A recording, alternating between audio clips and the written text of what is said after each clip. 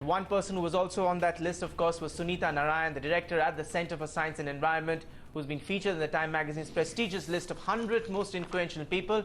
In her profile for the magazine, novelist Amitav Ghosh writes that Sunita Narain's ideas have shaped some of the key debates of our time, and here is a voice that urgently needs to be heard in this era of climate change. And I'm now simply delighted to be joined by Ms. Narain herself. Thank you very much, ma'am, for joining us here on The Big Picture. You're now in the list of 100 most influential people. Does it put more pressure on you then, ma'am, going forward? Of course it does. I feel honored. I am very humbled by the fact that we are on that list. But clearly it only tells me that there is so much more we need to do. I mean, the fact is, at some level, when I saw the list today, the first question in my mind is, how are we on that list? Delhi's air is so much more polluted. Our rivers are full of sewage. Are we actually making headway? So I think it only tells me that there is so much more work we need to do, so much more pressure we need to bring, so that we can actually make sure that we can turn the curve. We can make sure climate change, which we are beginning to see, you're seeing today the worst heat wave in India that we have never seen before. You're beginning to see droughts which are crippling this country, an agrarian crisis which should make all of us weep. I mean, we have to make sure that we can get these things right. And I think that only what Time magazine and featuring us on the list has done is to give us strength that even if our ideas are inconvenient, those ideas need to be put out and they will find respect.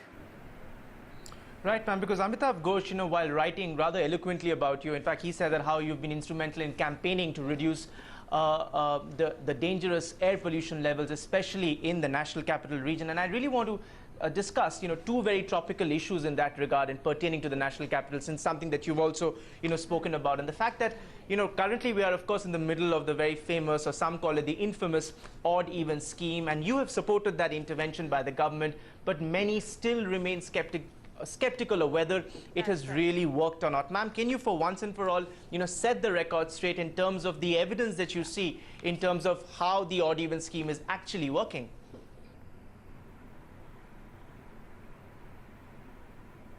See, the odd-even scheme is an emergency measure. It is used in times of emergency. And when you look at the 2 weeks of January when odd-even was in place, you definitely find that the peaks of pollution were reduced.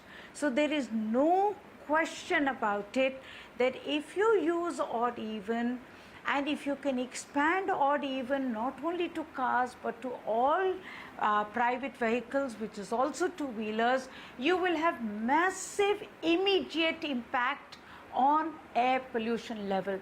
But odd-even scheme is not a long-term measure. It is not something you can do every month. It is not something you can do over long periods. Because if you do that, then odd-even will become another coping mechanism and people will buy two cars, people will find other ways around it. So right. Odd-even is an emergency measure. But as an emergency measure, it is very effective to reduce air pollution. And I think that is what I hope we will not need in winter if the Delhi government and the central government and all of us can make sure that we do other things to reduce pollution by the coming winter. Fair enough, ma'am, but many would say, in fact, something that you've also just now, you talked about, that how the two-wheeler segment alone perhaps contributes a lot more than the passenger cars. But clearly the government has also said that banning two-wheelers is not feasible. Do you think in that sense it is also defeating the purpose somewhat of the odd-even when you're not able to intervene in case of the two-wheelers? Well, there's a difference. Remember, a car takes more space on the road. So even though you have fewer number of cars, and there is no doubt that two-wheelers contribute more to absolute pollution, the fact is cars contribute more to congestion. So getting half the cars off the road, you get your congestion level goes down. You also find that as you have lesser number of cars on the road, there is less dust circulation, there is less toxic air in the air. So having odd even for cars is itself important. Now the point with two-wheelers is it's critical, we need them included, but that is why you need the long-term measure of augmenting public transport as the most important measure. The fact is, odd and even scheme is at best a temporary, immediate, short band-aid solution. The long-term measure is improve public transport so that we can buy a car, but we don't have to use it. And that's really what I hoped, that in January, when odd and even came in, that all of us would realize that the answer is augmentation of public transport. But unfortunately, we are not doing enough there. We do not have a single new bus on the road. We have not done enough to augment public transport, redesign our roads for walkability and cycling. Secondly, ma'am, I also, of course, want to bring you because, you have practically single-handedly confronted the auto industry head-on. And in fact, the next Supreme Court hearing is also coming up on the 30th of April, which is a Saturday. While the arguments on either side are now well known, but I want to bring you on specifically on this one point, which the auto industry has been making that point, for quite some time, on how the BS4 compliant diesel vehicles and how much cleaner they are as compared to BS1, 2, 3 compliant vehicles. In fact, the earlier BS1, 2, 3 compliant vehicles contributed 85% of the pollution that was caused in Delhi. So they are a little, sort of puzzled. They say that while there is a temporary ban on BS4 vehicles, the more polluting ones are still plying on the road.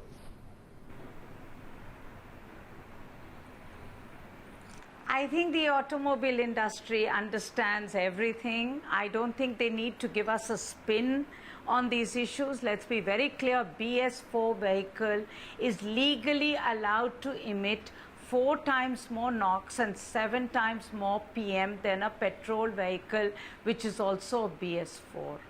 And that is something that they understand. They can put all their spin doctors in this, but that message is very clear to all of us that diesel vehicles or BS4 are far more polluting, and what is on road is even more polluting. And that's what the Volkswagen scam showed. So let's be very clear about this. As the Supreme Court has said, we are no longer even discussing the fact that diesel vehicles are more polluting or not. We accept the fact that diesel vehicles are more polluting, and that it has been a loophole in government and the weakness of government that automobile manufacturers have been allowed to produce diesel vehicles. Let's be very clear, diesel price was always kept low in India for public transport, for the use of railways, for the use of farmers. And it is a loophole that private car manufacturers have exploited. Today, a Mercedes-Benz uses diesel, which is price is kept low, taxation is low, only because it is convenient to Mercedes-Benz. And the court has made that very clear. We all accept it. So I think the message which they should have heard 10 years ago, because it's for 10 years we have been saying this, diesel is toxic. The world is accepting the fact it's a carcinogen.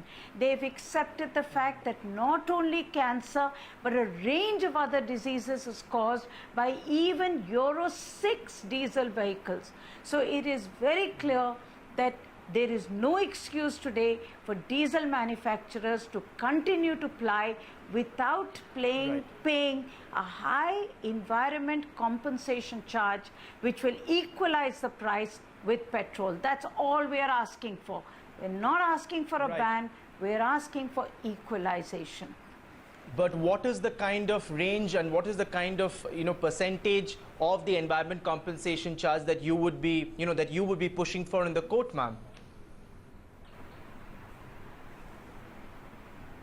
Well, we have asked for 30%, and the court has now asked both the manufacturers as well as us to look at that scheme and to come back. As you know, the SPG vehicles have already been imposed a 30% environment cess, diesel cess, because they wanted to buy only diesel vehicles because they said they needed to armor them. So the court has already in principle accepted a 30% environment cess. That is our position.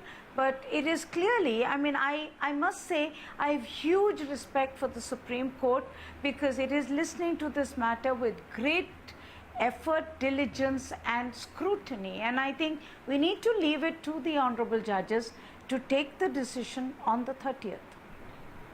Absolutely, ma'am. In fact, ma'am, I remember you were also one, nudging the government to bring forward the implementation date for BS6 norms, and which has now, of course, happened. It's going to be implemented from 2020 as opposed to 2025, I remember, at one point. But if that happens, the PM levels, we are told, will decrease by a further 90%, ma'am. So if that happens, then, then the big concerns that you raised with respect to diesel cars, will BS6 compliant diesel cars, will they address the concerns that you raised as far as diesel vehicles are concerned?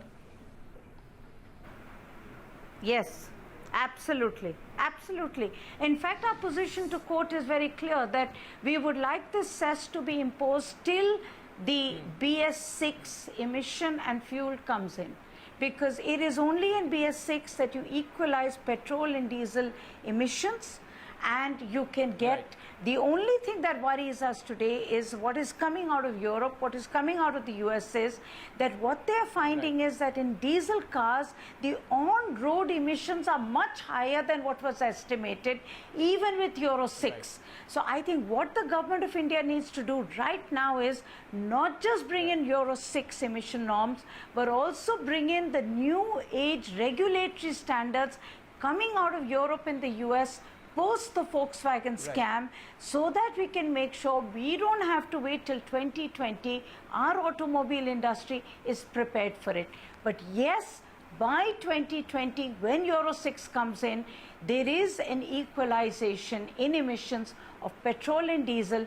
There is no reason then to have a tax on diesel.